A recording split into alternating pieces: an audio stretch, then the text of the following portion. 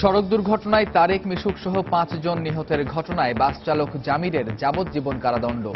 বিচারহীনতার সংস্কৃতি দূর হবে প্রত্যাশা স্বজনদের। আশা করি এই রায়ের কারণে ভবিষ্যতে সড়কের নিরাপত্তার ব্যবস্থা আরো জোরদার হবে।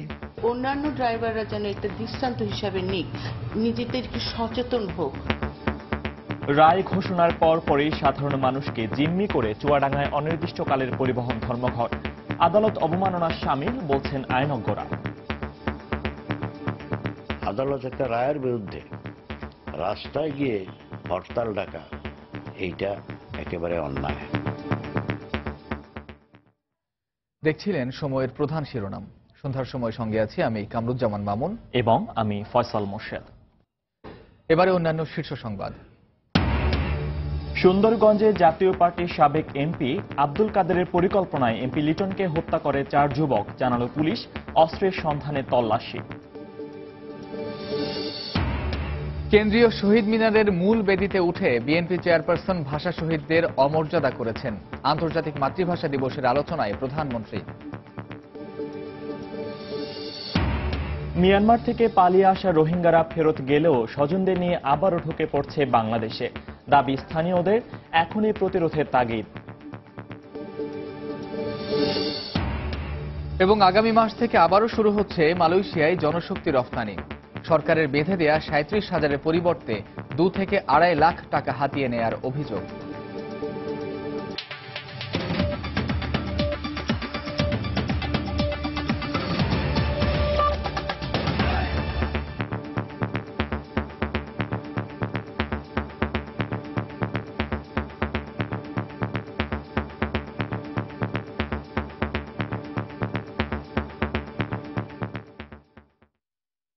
সড়ক দুর্ঘটনায় চলচ্চিত্রকার তারেক মাসুদ ও সাংবাদিক মিশুক মুনির সহ 5 জন নিহতের ঘটনার মামলার একমাত্র আসামি বাস চালক জামির হোসেনকে যাবজ্জীবন কারাদণ্ড দিয়েছেন আদালত। দুপুরে মানিকগঞ্জের অতিরিক্ত জেলা ও দায়রা জজ আদালতের বিচারক আল মাহমুদ ফাইজুল কবির এ রায় ঘোষণা করেন। বাদীপক্ষের আইনজীবী সন্তোষ প্রকাশ করে বলেন, এর রায়ের মাধ্যমে ন্যায় প্রতিষ্ঠিত হয়েছে। রায়ের বিরুদ্ধে আপিল করার কথা জানিয়েছে আসামি পক্ষ। এদিকে এ রায়ে বিচারহীনতার সংস্কৃতি দূর হবে বলে মনে করেন বন্ধু ও স্বজনরা। রাশেদ বাপ্পিকে সঙ্গে নিয়ে মানিকগঞ্জ থেকে ফিরে আরো জানাচ্ছেন সেলিয়া সুলতানা।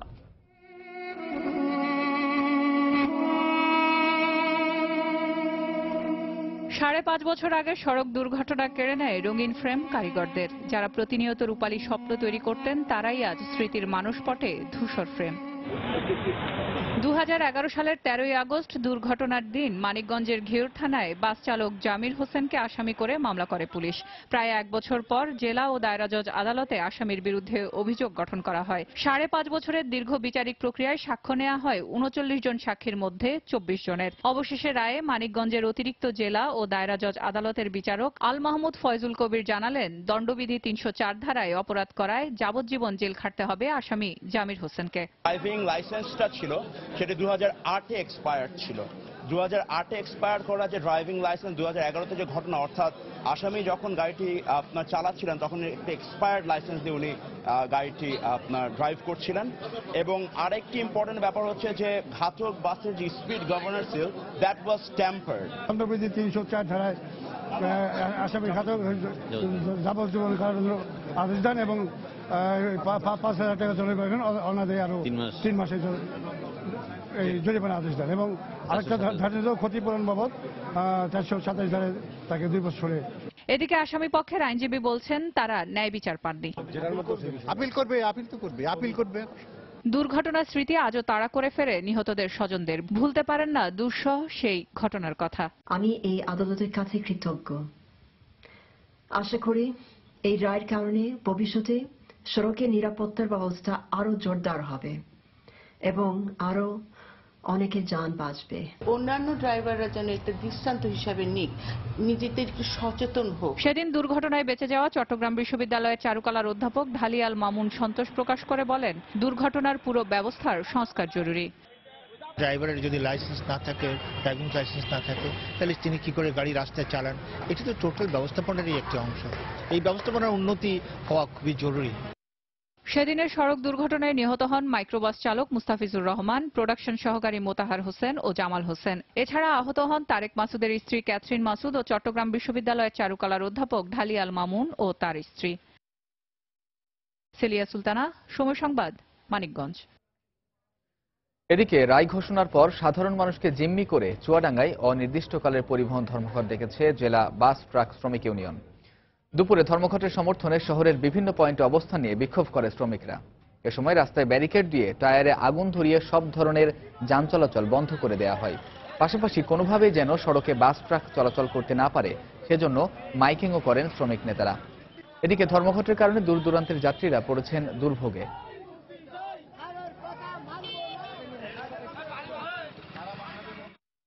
এদিকে ঘাতক বাস চালকের যাবজ্জীবন কারাদণ্ডের রায়ের প্রতিবাদে চুয়াডাঙ্গায় ডাকা পরিবহন ধর্মঘটকে আদালত অবমাননার শামিল হিসেবে দেখছেন সাবেক আইনমন্ত্রী ব্যারিস্টার শফিক আহমেদ। রায়ের বিরুদ্ধে হাইকোর্টে আপিল করার সুযোগ থাকলেও এর আগেই এমন কর্মসূচি আহ্বানকারীদের বিরুদ্ধে আইনি ব্যবস্থা নেওয়া উচিত বলে মত দিয়েছেন তিনি। সন্ধ্যায় সময় সংবাদকে এ কথা বলেন ব্যারিস্টার শফিক আহমেদ। আদালত একটা রায়ের বিরুদ্ধে রাস্তায় গিয়ে হরতাল ডাকা এইটা একেবারে অন্যায় এবং তাদের বিরুদ্ধে আমার মনে হয় যে সত্যিকার অর্থে আইনি পদক্ষেপ নেওয়া উচিত। সমস্ত কিছু বিবেচনা করে বিচারিক আদালত সেশন জাজ এই রায়টা দিয়েছে, তার বিরুদ্ধে তারা হাইকোর্টে আসতে পারবে। হাইকোর্টের পরে আবার আমাদের আপিল বিভাগ আছে, তো এতগুলো স্টেজও আছে। তো এখনই রায় হওয়ার সাথে সাথেই একেবারে হরতাল ডাকা, এই গাড়ি ঘোড়া চলতে দেবে না, এইটা কাম্য নয়। তারেক মাসুদ ও মিশুক মুনিরের নিহতের ঘটনায় বিচার হওয়াটা স্বস্তিকর। তবে এই বিচারে আটকে থাকলে হবে না, বরং দুর্ঘটনা কমাতে সড়কের সার্বিক নিরাপত্তা নিয়ে কাজ করতে হবে। এক্ষেত্রে গাড়ির চালক, মালিক, পথচারী, আইন শৃঙ্খলা রক্ষাকারী বাহিনীর সদস্য সহ সংশ্লিষ্ট সব পক্ষকেই আনতে হবে জবাবদিহির আওতায়। সময় সংবাদকে দেয়া প্রতিক্রিয়ায় এমন মতামত তুলে ধরেছেন সড়ক নিরাপত্তা ও পরিবহন বিশেষজ্ঞরা। রিপোর্ট তাফসির বাবুর। সড়কে প্রতি বছর দুর্ঘটনায় ঠিক কত প্রাণ ঝরে তা নিয়ে সমন্বিত কোনো পরিসংখ্যান নেই। এক এক প্রতিষ্ঠানের হিসেবে সংখ্যাটা এক এক রকম হলেও দুর্ঘটনার কারণগুলো মোটামুটি একই রকম। এক্ষেত্রে গবেষণায় চালকদের বেপরোয়া গতি ও অদক্ষতার সঙ্গে সঙ্গে ত্রুটিপূর্ণ যানবাহন বা রাস্তার কোথাও উঠে আসে বারবার। এরকম প্রেক্ষাপটে সড়ক নিরাপত্তা ও পরিবহন বিশেষজ্ঞরা বলছেন, সড়কে মৃত্যু কমাতে হলে বিচারের সঙ্গে সঙ্গে দুর্ঘটনার অন্যান্য অনুষঙ্গ নিয়েও কাজ করতে হবে। 95% ড্রাইভার একই কথা যে পুলিশকে সহজে ম্যানেজ করা যায়। আমি যদি ম্যানেজ করতে পারি আপনাকে, তা আবার আইন মানার দরকার কি? অ্যাক্সিডেন্ট কমার জন্য যেভাবে কাজ করা দরকার কেউ এভাবে কিন্তু আসলে কাজটা করতেছে না, যে কারণে এটা ইন্টিগ্রেটেড, এটা সমন্বিত কোনো উদ্যোগ তৈরি হয় নাই। রাস্তার অনেক ধরনের ত্রুটি আছে, গাড়ি আরেকটা উপাদান। সুতরাং এই জিনিসগুলোরও একইভাবে উন্নতি হতে হবে, শুধু শাস্তি দিয়ে এটা সমাধান হবে না। তারা বলছেন, চালকদের কর্মঘণ্টা নির্ধারণ ও সুবিধা বাড়ানোর উদ্যোগ নিতে হবে মালিক পক্ষকে। এর সঙ্গে দরকার আইনি সীমাবদ্ধতা কাটিয়ে ওঠা। না ঘুমায় রাত্রেবেলা সকালে হয়ে আসলো, রাত হয়ে গেল, আবার দেখা গেল আরেকটা ট্রিপ নিয়ে, রিটার্ন ট্রিপ নিয়ে চলে যাচ্ছে। এই জিনিসগুলা করা উচিত না। আইনের বেসিক বিষয় কিন্তু সেফটি, কিন্তু আমাদের আইনের মধ্যে কোনো সেফটির কোনো বিষয় নাই। অ্যাক্সিডেন্ট হওয়ার পরে যে আমরা যে কমিটি তৈরি করি, যে সমস্ত কমিটিগুলি হয়, এই কমিটি বাস্তবে আসলে কোনো তথ্যই আসে না। প্রয়াত তারেক মাসুদ এবং মিশুক মুনিরের স্মরণে ঢাকা বিশ্ববিদ্যালয় এলাকায় নির্মাণ করা হয়েছে এই ভাস্কর্য। সেই ঘটনায় বিচারও হয়েছে। তবে বাস্তবতা হচ্ছে, সড়কে প্রতিদিন দুর্ঘটনার কারণে মৃত্যুর মিছিল কিন্তু দীর্ঘ থেকে আরও দীর্ঘতর হচ্ছে। এমন প্রেক্ষাপটে বিশেষজ্ঞরা বলছেন, আইনের সঠিক প্রয়োগের সঙ্গে সঙ্গে যেসব কারণে সড়কে দুর্ঘটনা ঘটে সেই কারণগুলো দূর করার দিকেও মনোযোগী হতে হবে সংশ্লিষ্ট সব সংস্থাকে। তাফসির বাবু, সময় সংবাদ, ঢাকা। যাত্রী কল্যাণ সমিতির হিসেবে গত বছর সড়ক দুর্ঘটনা ঘটেছে ৬,৫৮১টি। এতে মারা গেছেন ৮,৬৪২ জন মানুষ। বেশিরভাগ ক্ষেত্রেই দুর্ঘটনার মূল কারণ মহাসড়কের নৈশকোচের বেপরোয়া গতি। বাস ট্রাকের সঙ্গে পাল্লা দিয়ে কুয়াশা ভেদ করে গাড়ি চালানোকেই সড়ক দুর্ঘটনার অন্যতম কারণ বলছেন পরিবহন বিশেষজ্ঞরা। মহাসড়কের নিরাপত্তা নিশ্চিতে আইন প্রয়োগকারী সংস্থাগুলোর মনিটরিং বাড়ানোর পরামর্শ বিশেষজ্ঞদের। আর আশ্বাসে সীমাবদ্ধ বিআরটিএ। মৌসুমী ময়ের প্রতিবেদন। রাতের রাস্তায় জ্বলজ্বল করতে থাকা প্রতিটি গাড়ির হেডলাইট দূর থেকে মনে হয় আগুনের ফুলকি। গাঢ় অন্ধকারে নিস্তব্ধতার সাথে কুয়াশা ভেদ করে চলা চলন্ত গাড়ির বিকট হর্নের মাঝে স্বস্তি খুঁজে পায় দূরপাল্লার যাত্রীরা। চালকের হাতের স্টিয়ারিং আর স্পিড মিটারে দুলতে থাকা যাত্রীদের জীবনের হোঁচট খাওয়ার গল্প তাই একই রকম। রিস্ক নিতেই হয়। এখন রাত্রে মনে করেন যে সড়ক দুর্ঘটনা তো হয়ে থাকে, প্রায় হচ্ছে। গাড়ি যদি বেশি স্পিড বা রানিং এ চালায়, তখন যদি সামনে কোনো গাড়ি বা কোনো ওভারটেক করতে যায়, তখন অনেক সমস্যা হতে পারে। ড্রাইভার যতটুকু কেয়ারফুল থাকবে ততটুকুই সবার জন্য সেফটি। মাঝরাত্রির মহাসড়কগুলোর বাস ট্রাকের গতির অসম এই প্রতিযোগিতা সকাল বেলার খোরাক খবরের পাতাগুলোর। সব জেনেও বাধ্য হয়ে ঝুঁকির সাথে নিজেদের মানিয়ে নিচ্ছেন যাত্রীরা। আর চালকদের অভিযোগ, যাত্রীদের প্ররোচনায় গতি বাড়াতে বাধ্য হচ্ছেন তারা।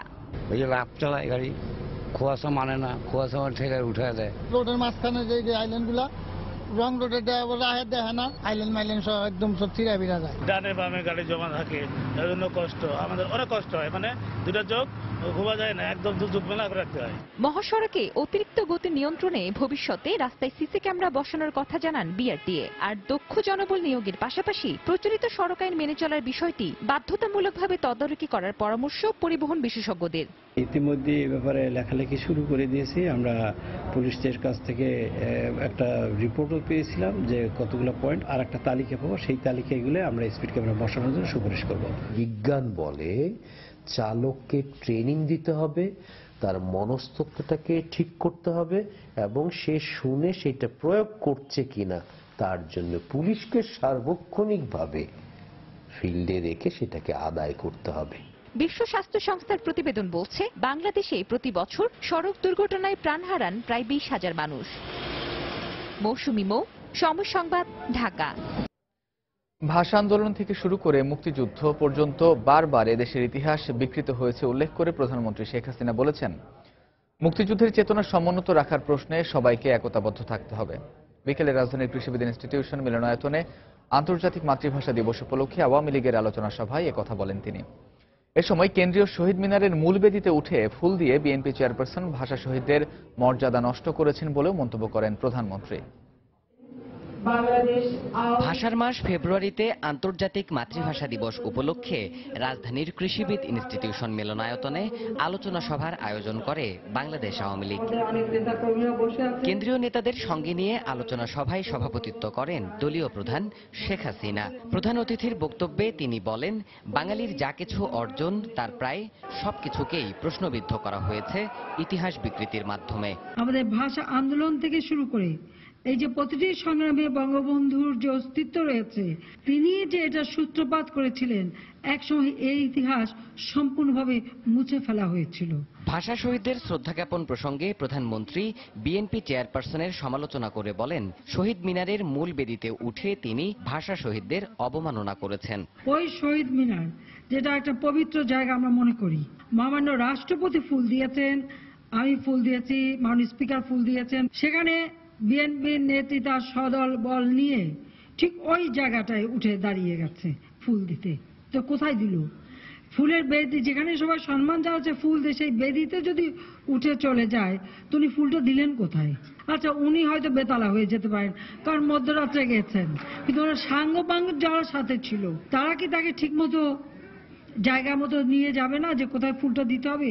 যারা সন্ত্রাস ও জঙ্গিবাদের পৃষ্ঠপোষণ করে তাদের হাতে সাহিত্য সংস্কৃতির মর্যাদা আশা করা ভুল উল্লেখ করে শেখ হাসিনা দৃঢ় কণ্ঠে বলেন, দেশের মান ক্ষুণ্ণ করে এমন কোনো কাজ বঙ্গবন্ধু পরিবারের কেউ করবে না। সন্ত্রাস, জঙ্গিবাদ এবং মানুষ পোড়ানো, এটাই যাদের কাজ, তাদের কাছ থেকে কি সংস্কৃতির আশা করবেন, কি সাহিত্যের আশা করবেন, কি ভাষার আশা করবেন? আপনারাই বলেন। সমগ্র দেশবাসীকে এইটুকু বলতে পারি যে দেশের মানুষের মান মর্যাদা ক্ষুণ্ণ হোক এমন কোনো কাজ আমার বা আমার পরিবার দ্বারা কখনো হবে না। ভাষার বিকৃতি রোধে আন্তর্জাতিক মাতৃভাষা ইনস্টিটিউট সহ সংশ্লিষ্ট সবাইকে এগিয়ে আসার আহ্বানও জানান প্রধানমন্ত্রী শেখ হাসিনা। সকলকে নিয়ে একটা। দেবাশিস রায়, সময় সংবাদ, ঢাকা। বিএনপি চেয়ারপারসন বেগম খালেদা জিয়ার সঙ্গে সাক্ষাৎ করেছেন বাংলাদেশে নিযুক্ত মার্কিন রাষ্ট্রদূত মার্শাবলম বার্নিকাট। বিকেলে বিএনপি চেয়ারপারসনের গুলশান কার্যালয়ে এই বৈঠক হয়। এ সময় দলের মহাসচিব মির্জা ফখরুল ইসলাম আলমগীর, স্থায়ী কমিটির সদস্য নজরুল ইসলাম খান ও চেয়ারপারসনের উপদেষ্টা রিয়াজ রহমান উপস্থিত ছিলেন। বৈঠকে দুদেশের স্বার্থ সংশ্লিষ্ট বিভিন্ন বিষয় নিয়ে আলোচনা করা হয়। পাশাপাশি বর্তমান রাজনৈতিক পরিস্থিতি নিয়েও কথা বলেন তারা।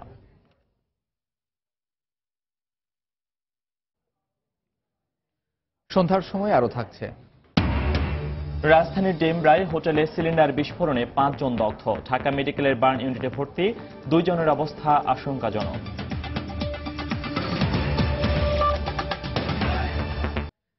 পৃথিবী থেকে এমপি লিটনকে সরিয়ে দিতে পারলেই নিজের এমপি হওয়ার পথ পরিষ্কার হবে, এমন ভাবনা থেকেই প্রায় 1 বছর পরিকল্পনা অনুযায়ী 3 খুনিকে 6 মাস প্রশিক্ষণ দেন সুন্দরগঞ্জের জাতীয় পার্টির দলীয় সাবেক সংসদ সদস্য অবসরপ্রাপ্ত কর্নেল ডাক্তার আব্দুল কাদের খান। লিটন হত্যার 1 মাস 20 দিন পর পুলিশের তদন্তে বেরিয়ে আসে এমন চাঞ্চল্যকর তথ্য। এদিকে আব্দুল কাদের খানের 10 দিনের রিমান্ড মঞ্জুর করেছেন আদালত। গাইবান্ধা থেকে ওবায়দুল ইসলামের ছবি ও হেদায়েতুল ইসলাম বাবুর তথ্য নিয়ে ডেস্ক রিপোর্ট। উপস্থাপনের জন্য গাইবান্ধা পুলিশ সুপারের কার্যালয়ে এক সংবাদ সম্মেলনে রংপুর রেঞ্জের ডিআইজি জানান, পরিকল্পনা অনুযায়ী এমপি লিটনকে খুন করতে সুন্দরগঞ্জের জাতীয় পার্টির সাবেক এমপি কর্নেল ডাক্তার আব্দুল কাদের খান নিজেই হত্যাকারীদের প্রশিক্ষণ দেন। শাহিন, মেহেদি ও হান্নান আদালতে স্বীকারোক্তিমূলক জবানবন্দি দেয়। অপর এক আসামি রানা এখন পুলিশের নজরদারিতে। আর মূল পরিকল্পনাকারী কর্নেল ডাক্তার আব্দুল কাদের খানকে 6 দিন নজরদারিতে রাখার পর মঙ্গলবার বিকেলে বগুড়ার নিজ বাড়ি থেকে তাকে গ্রেফতার করা হয়। পরে আব্দুল কাদেরকে জেলা ও দায়রা জজ আদালতে নেয়ার পর 10 দিনের রিমান্ড আবেদন মঞ্জুর করেন বিচারক। মেহেদি হাসান, শাহিন এবং হান্নান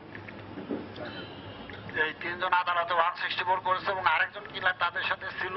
রানাও আমাদের নজরাধীন আছে, যে কোনো মুহূর্তে গ্রেফতার হয়ে যাবে এবং এই 4 জনই 3 জন মূল কিলিং এর ছিল। এরপর এক এক করে পুলিশের কাছে চলে আসে হত্যাকাণ্ডে জড়িতদের নাম। সুন্দরগঞ্জ আসনে এমপির চেয়ারটি দখল করতেই এই হত্যাকাণ্ড বলে জানিয়েছে পুলিশ। এই ঘটনার পিছনে মূল পরিকল্পনাকারী ছিলেন সুন্দরগঞ্জের সাবেক সংসদ সদস্য ডাক্তার কর্নেল অবসরপ্রাপ্ত আব্দুল কাদের খান। ওনার পরিকল্পনায়, ওনার অর্থায়নে ঘটনাটা ঘটেছে। লিটন মহোদয় বেঁচে না থাকেন তাহলে পুনরায় উনি এই এলাকা আবার এমপি হতে পারবেন। এই কারণে উনি এটা 1 বছর যাবৎ পরিকল্পনা করে বিভিন্ন সময় বিভিন্ন গ্রুপের সাথে কন্ট্যাক্ট করছেন। লিটন হত্যা রহস্য উদ্ঘাটনের পর খুনিদের দৃষ্টান্তমূলক শাস্তির দাবি স্বজনদের। সন্তোষ প্রকাশ করেছেন নাগরিক সমাজ। আমরা বারবার একটা কথা বলেছি যে ভাইকে তো আর ফেরত পাবো না, কিন্তু আমরা প্রকৃত আসামি শনাক্ত তারা করতে পেরেছে, একটা পর্ব চলে গেছে, আর একটা তাদের বিচারটা আমরা দেখতে চাই। এই জঘন্যতম হত্যাকাণ্ডের বিষয়ে পুলিশ যেভাবে ক্লু উদ্ঘাটন করেছে এবং আসামি গ্রেফতার করতে সক্ষম হয়েছে, আমি মনে করি যেটা পুলিশের অন্যতম একটা সক্ষমতা। গত 31শে ডিসেম্বর নিজ বাড়িতে সুন্দরগঞ্জের সরকার দলীয় সংসদ সদস্য মঞ্জুরুল ইসলাম লিটনকে গুলি করে হত্যা করা হয়। এরপর হত্যাকারীদের শনাক্ত ও বিচারের দাবিতে আন্দোলনে নামে তার কর্মী সমর্থক ও এলাকাবাসী। সময় সংবাদ, গাইবান্ধা। এদিকে সাংসদ লিটন হত্যা মামলায় গ্রেফতার জাতীয় পার্টির সাবেক এমপি আব্দুল কাদেরের বাড়ি ও রাশপাশের অস্ত্রের সন্ধানে অভিযান চালাচ্ছে পুলিশ। বিকেলে সদর উপজেলার খানপাড়ায় বাড়ির সামনের 2টি পুকুরে অস্ত্রের সন্ধানে নামে ফায়ার সার্ভিসের কর্মীরা। পুলিশ জানায়, লিটন হত্যাকাণ্ডে ব্যবহৃত অস্ত্র বাড়ির পুকুর এবং আশেপাশে রাখা হয়েছে। গ্রেফতারকৃত আসামিদের দেয়া এমন তথ্যের ভিত্তিতে অভিযান চালাচ্ছেন তারা। মিয়ানমারে সংঘাতের পর বাংলাদেশে পালিয়ে আসা রোহিঙ্গারা নিজ দেশে ফিরতে আগ্রহী। এরই মধ্যে নিজ উদ্যোগে অন্তত 8 থেকে 900 জন ফিরে গেলেও তাদের অনেকেই মিয়ানমারে থাকা স্বজনদের নিয়ে বাংলাদেশে ফিরে আসছে বলে দাবি স্থানীয়দের। তবে সীমান্তরক্ষী বাহিনী বিজিবি বলছে, রোহিঙ্গারা নিজ উদ্যোগে মিয়ানমার ফিরছেন। সুজাউদ্দিন রুবেলের তথ্য, মোহাম্মদ ফরাজের ছবি নিয়ে ডেস্ক রিপোর্ট। মিয়ানমার সেনাদের নির্মম নির্যাতনের শিকার হয়ে পালিয়ে আসা রোহিঙ্গারা গত 4 মাস ধরে অবস্থান করছেন কক্সবাজারের উখিয়া ও টেকনাফের অনিবন্ধিত বিভিন্ন ক্যাম্পে। শত নির্যাতন নিপীড়নের পরও স্বদেশের প্রতি যেন একটুও কমেনি মায়া। তাই তো অনেক কষ্টের মধ্যেও নিজ দেশ, নিজ ভিটেমাটিতে ফেরার আকুতি থামছে না তাদের। গত অক্টোবরে সীমান্ত চৌকিতে সন্ত্রাসী হামলার পর রোহিঙ্গাদের বিরুদ্ধে শুরু করা অভিযান 15 ফেব্রুয়ারি বন্ধ ঘোষণা করেছে মিয়ানমার সরকার। এরপর থেকে রোহিঙ্গারা ফিরতে শুরু করেছেন নিজ দেশে। মিয়ানমার যদি ঠান্ডা হয়ে যায় আমি চলে যাব। আমরা এখানে অনেক কষ্ট পেয়েছি। আমরা নিজের দেশে নিজে যাই ভালো চাই। যদি আমাদের দেশে যদি সরকার যদি আমাদের রোহিঙ্গা মানি লয়, তাহলে আমরা দেশে চলে যাব। তবে স্থানীয়দের দাবি, রোহিঙ্গারা স্বদেশে গিয়ে স্বজনদের নিয়ে পুনরায় বাংলাদেশে ফিরে আসছে। আর এটি প্রতিরোধ করা না গেলে এদেশটা রোহিঙ্গাদের স্থায়ী বসবাসের স্থান হয়ে যাবে বলে মনে করছেন রোহিঙ্গা প্রতিরোধ ও প্রত্যাবাসন সংগ্রাম পরিষদের এ নেতা। আমরা যতটুকু জানতে পেরেছি, ওই রোহিঙ্গারা আবারও ওই তাদের আত্মীয় স্বজন নিয়ে বাংলাদেশে ফিরে আসছে। যে স্থানে সরকার তাদেরকে রাখার জন্য সিদ্ধান্ত নিয়েছেন ওই কথা তারা শুনেছে। পুনরায় যাতে আত্মীয় স্বজন নিয়ে এই দেশে প্রবেশ করতে না পারে ওইটা নিশ্চিত করতে হবে, না হলে এই দেশটাই রোহিঙ্গাদের একটা স্থায়ী বসবাসের স্থান হয়ে যাবে। তবে বিজিবি বলছে বাংলাদেশে আশ্রয় নেওয়া রোহিঙ্গারা নিজ উদ্যোগে মিয়ানমার ফিরছে। প্রায় 800-900 লোক আমরা অলরেডি আমাদের কাছে হিসাব আছে যে তারা চলে গেছে, আর বাকি যারা রয়ে গেছে তারাও আমার মনে হয় সুযোগের অপেক্ষা আছে যে তারা দুই দেশের মধ্যে কথাবার্তা হচ্ছে এবং তারা যদি সুযোগ পায় তারা ফেরত চলে যাবে। জাতিসংঘের হিসাবে 2016 সালের অক্টোবর থেকে বাংলাদেশে আশ্রয় নিয়েছে অন্তত 69,000 রোহিঙ্গা। যদিও এই হিসাব ঠিক কিনা তা নিয়ে রয়েছে নানা বিতর্ক। সময় সংবাদ, কক্সবাজার। সন্ধ্যার সময়ে আরো থাকছে রোল বল বিশ্বকাপে নারীদের তৃতীয় স্থান নির্ধারণী ম্যাচে সেনেগাল ও কেনিয়ার খেলোয়াড়দের মধ্যে মারামারি, গুরুতর আহত একজন হাসপাতালে।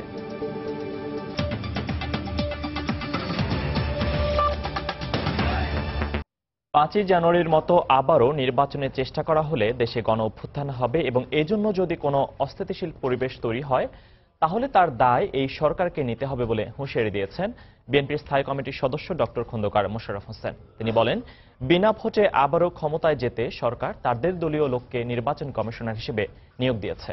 দুপুরে ঢাকা রিপোর্টার্স ইউনিটি মিলনায়তনে আলোচনায় বক্তব্য দেন খন্দকার মোশাররফ হোসেন।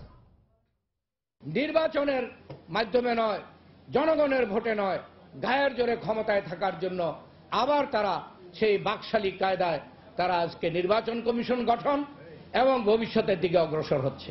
অতএব আপনি যদি আবার চেষ্টা করেন একই ধরনের নির্বাচন করতে, এই দেশের মানুষ তা গ্রহণ করবে না।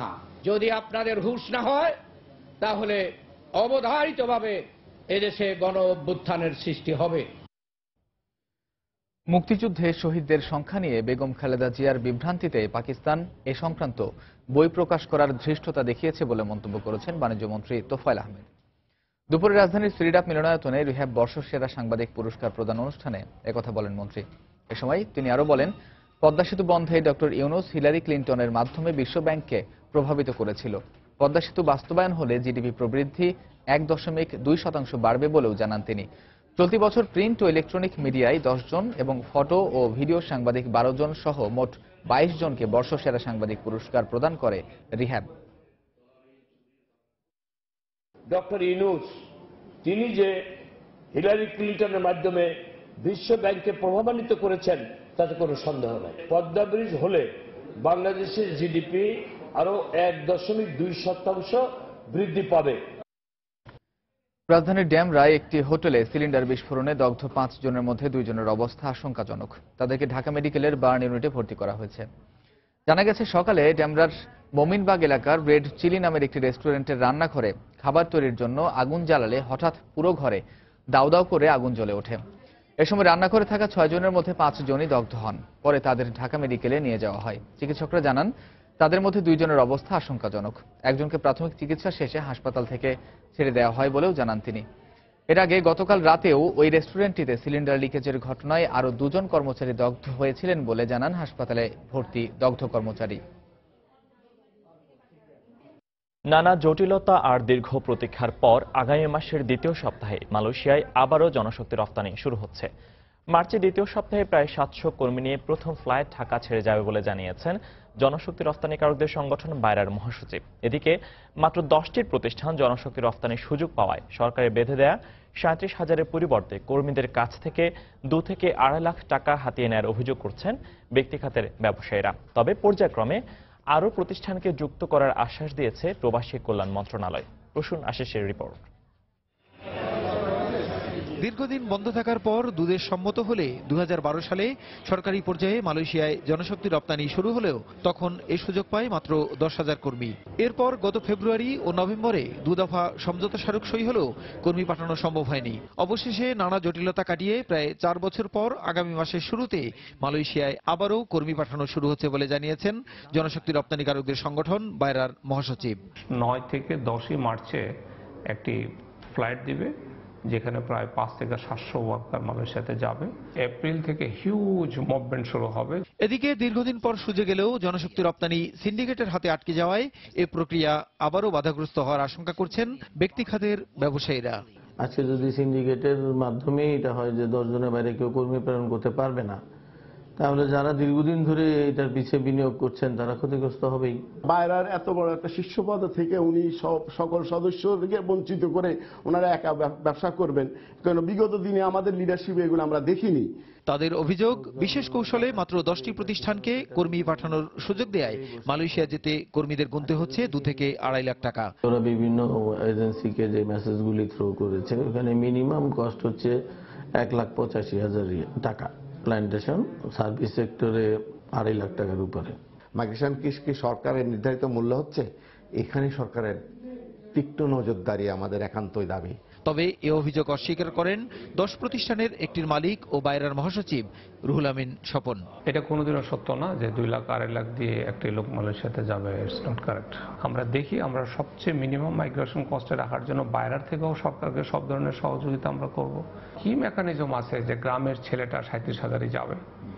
এই জন্য রিক্রুটমেন্ট সিস্টেমেরও এখন একটু পরিবর্তন আনা দরকার। প্রবাসী কল্যাণ মন্ত্রণালয়ের অতিরিক্ত সচিব জানিয়েছেন, প্রথম দফায় 10টি প্রতিষ্ঠানের মাধ্যমে 5,000 কর্মী যাওয়ার পরেই অন্য ব্যবসায়ীরা এই সুযোগ পাবেন। জয়েন্ট টেকনিক্যাল কমিটি আছে আমাদের, যদি দেখি যে এরকম কোনো সমস্যা তৈরি হচ্ছে যে একটা মাত্র 10 জন 12 জনকে নিয়ে কাজ হচ্ছে, তখন তো আমরা কথা বলতেই পারবো, সেখানে এটাকে বাড়িয়ে নেওয়ার ব্যাপারে সুযোগ থাকবে আমাদের। মালয়েশিয়ায় জনশক্তি রপ্তানির ক্ষেত্রে প্রতিষ্ঠান বাছাইয়ের পদ্ধতি খতিয়ে দেখার কথাও বলেন অতিরিক্ত সচিব। ডিমান্ড পাওয়া শুরু করব। প্রসূন আশিস, সময় সংবাদ, ঢাকা। পড়াশোনার পাশাপাশি সাংস্কৃতিক ও সামাজিক কর্মকাণ্ডে শিক্ষার্থীদের মনোযোগী হওয়ার আহ্বান জানিয়েছেন খাদ্যমন্ত্রী অ্যাডভোকেট কামরুল ইসলাম। দুপুরে কেরানীগঞ্জের পারজোয়ার কালিন্দী বহুমুখী উচ্চ বিদ্যালয়ের বার্ষিক ক্রীড়া প্রতিযোগিতার উদ্বোধন শেষে একথা বলেন তিনি। শিশুদের অপরাধ থেকে দূরে রাখতে হলে মুক্তিযুদ্ধের চেতনায় তাদের উদ্বুদ্ধ করতে হবে, এজন্য শিক্ষক ও অভিভাবকদের সচেতন থাকতে হবে বলেও তিনি মন্তব্য করেন। পরে বিজয়ী শিক্ষার্থীদের হাতে পুরস্কার তুলে দেন মন্ত্রী।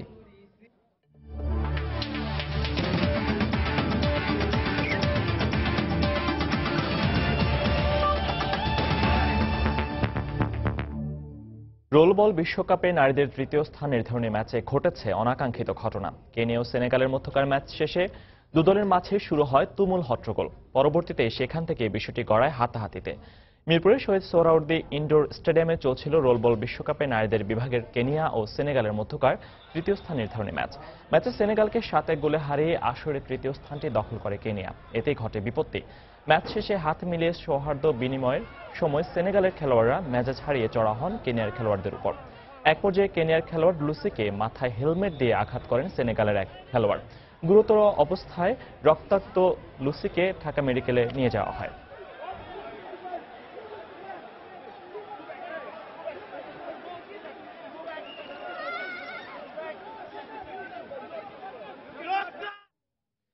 সন্ধ্যার সময় পর্যায়ে শীর্ষ সংবাদগুলো জানিয়ে দিচ্ছি আরেকবার। সড়ক দুর্ঘটনায় তারিক মিশুক সহ 5 জনের নিহতের ঘটনায় বাস চালক জামিরের যাবজ্জীবন কারাদণ্ড। বিচারহীনতার সংস্কৃতি দূর হবে প্রত্যাশা স্বজনদের। রায় ঘোষণার পরপরই সাধারণ মানুষকে জিম্মি করে চুয়াডাঙ্গায় অনির্দিষ্টকালের পরিবহন ধর্মঘট। আদালত অবমাননার শামিল বলছেন আইনজ্ঞরা। সুন্দরগঞ্জে জাতীয় পার্টির সাবেক এমপি আব্দুল কাদেরের পরিকল্পনায় এমপি লিটনকে হত্যা করে 4 যুবক, জানালো পুলিশ। অস্ত্রের সন্ধানে তল্লাশি।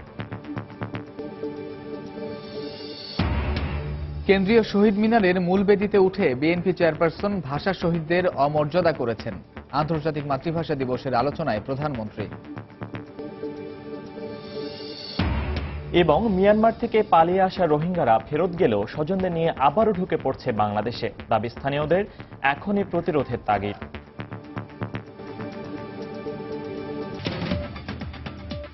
এই ছিল সন্ধ্যার সময়। যে কোনো খবর পেতে ভিজিট করুন সময়নিউজ.tv।